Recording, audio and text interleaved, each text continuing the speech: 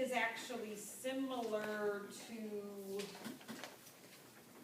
number 6, we just don't have pictures drawn, we have to draw our own pictures.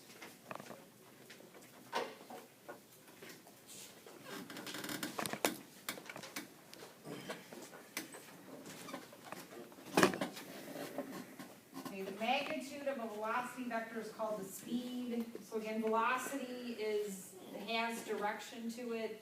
If you took the magnitude of it, it's speed. Suppose wind is blowing from the direction of 45 degrees west of north. That's how that's read. It's 45 degrees west of north. So the wind's blowing from that direction. So let's first just kind of orient ourselves in terms of that. So it's blowing from the northwest, which means it's actually blowing into the southeast. Okay, at 45 degrees, so this would also be 45 degrees. And a pilot is steering a plane in the direction of 60 degrees east of north. So the plane is going in the direction of 60 degrees east of north. So 60 degrees east of north would be over here. So this is 60 degrees, which means this is 30 degrees. And the wind is 50 kilometers an hour, and the plane is 5 times that. I probably won't end up drawing it 5 times that, but 250.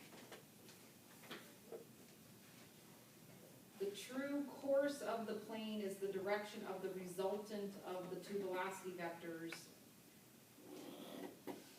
By the way, the word resultant sometimes is used to just mean the end that you got after you did some arithmetic with vectors. If you're not told otherwise, it means the sum. So like here, we're not really told to add the vectors, but we're told to find the resultant. So that's telling us to add them. So anyway, we're going to try to find the true course of the plane.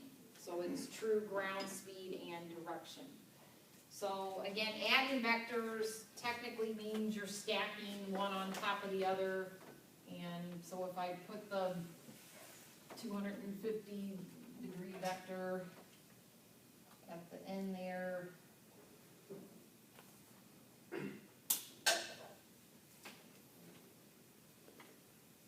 the red vector is our resultant. Okay, so we want to find that. In order to mechanically or arithmetic-wise find it, we're going to find our components like we did over here. So this vector is 50 times cosine of 45 degrees. The y-coordinate is down in quadrant 4, so it's minus 50 times sine of 45 degrees. Again, technically I'm just using right triangle trig. So opposite over hypotenuse is sine, but I have to recognize that the y coordinate would be negative. And we'll clean that up in a second. And then my wind, there's different correct ways that will get you the same answer. I could do 250 cosine of 30 degrees. Do you see why I'm using 30? It's with the x-axis, and then 250 sine of 30. If I chose to use the 60, which I could, if I chose to use the 60 though, adjacent to the 60 is actually the vertical side. And opposite to the 60 is the horizontal. So you could do 250 sine of 60, 250 cosine of 60. And that will give you the same values, okay? So here, if cosine of 45 is the square root of a half, which is the same as 1 over the square root of 2, which is same as square root of 2 over 2, so 25 root 2 is the exact value. Sine is the same at 45.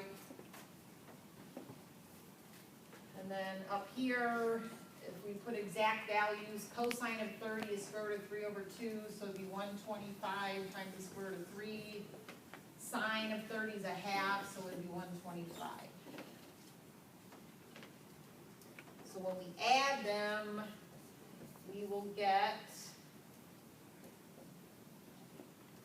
the 125 root 3 added to 50 root 2, 125 added to negative 25 root 2. And if we now want to approximate those, I'll let you guys. First one's a 25 root 2 up there on top. Oh yeah, you're right, it is.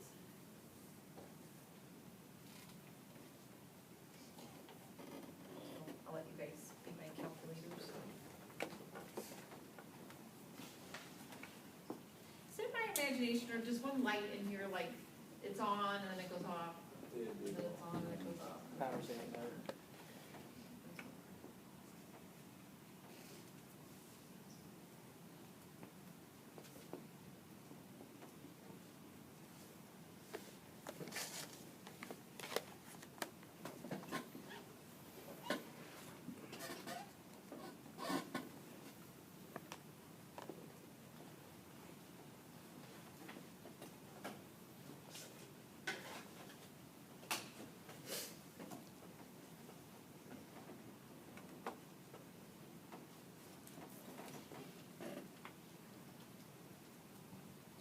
$251.86, 89.64. Is there a reference? 89.64. Now, other people got the same thing? Yes.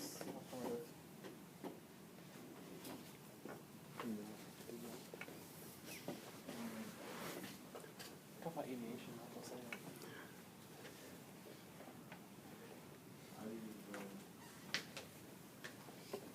Wait, I'm sorry, what? I mean, we got the same thing, I just use different,